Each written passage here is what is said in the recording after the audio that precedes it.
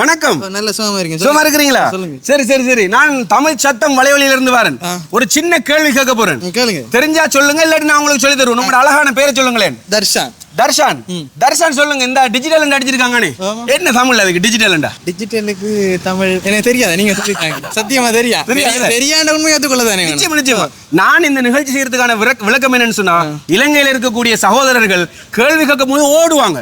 ஏனென்றா தெரியாது அப்படின்னா அது ஒரு தாழ்மை நினைச்சு கொண்டிருக்கிறாங்க. அப்படிலாம் ஒண்ணுமே இல்ல. அந்த கற்றுக்கொள்ற சமூகத்துக்கு உருவாக்குறதுக்காக தான் முதலாவது நோக்கம் இருந்தா பள்ளிக்கே போகுது. அதேதான் நிச்சயமா நிச்சயமா.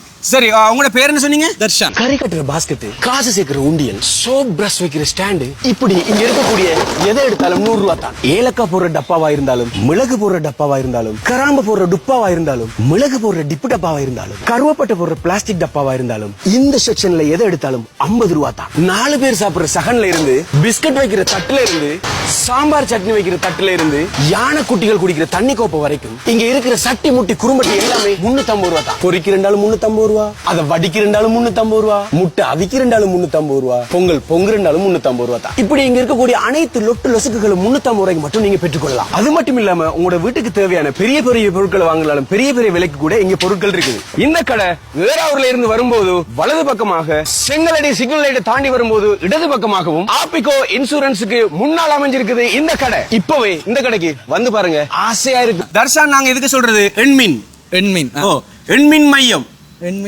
சரியா? சரி, நம்ம நிகழ்ச்சியில பங்கு பெற்றதுக்கு வாழ்த்துக்கள்.